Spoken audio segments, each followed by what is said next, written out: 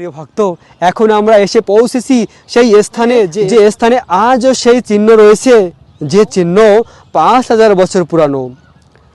শ্যামসুন্দর কৃষ্ণ তার প্রিয় শাখাদের নিয়ে এই স্থানে বসে প্রসাদ পেয়েছিল। ঠিক এই স্থানে বসেই শ্যামসুন্দর কৃষ্ণ শাখাদের নিয়ে প্রসাদ আস্বাদন করেছিল। দেখুন প্রিয় ভক্ত, এই সেই স্থান, এই সেই চিহ্ন।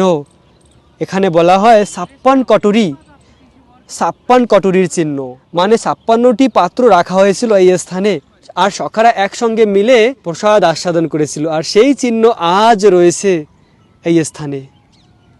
দেখুন প্রিয় ভক্ত, এই সেই চিহ্নগুলি খুব সুন্দর, চারদিকে সেই কটুরির চিহ্ন এবং ভগবানের চরণ চিহ্ন রয়েছে, সখাদের চরণ চিহ্ন। দেখুন প্রিয় ভক্ত, এখনও রয়েছে এই দুর্লভ দর্শন।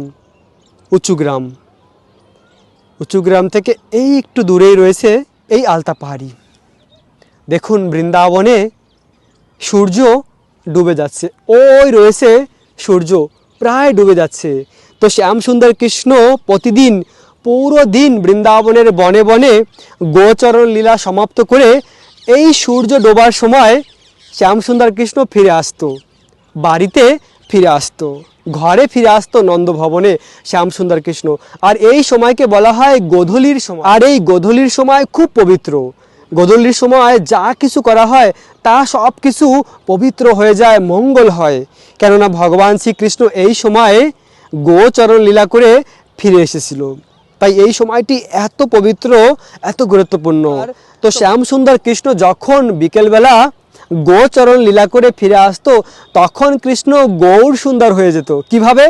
না, বৃন্দাবনের যে ধুলা, সেই ধুলা লেগে কৃষ্ণ গৌর সুন্দর হয়ে যেত।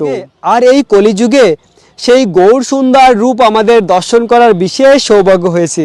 এই ব্রজের কৃষ্ণ আবার এই কলিযুগে ভক্তরূপে এসেছে, রাধারানীর অঙ্গকান্তি, রাধারানীর ভাব নিয়ে গৌরাঙ্গ মহাপ্রভু রূপে মায়াপুর ধামে অবতীর্ণ হয়েছে।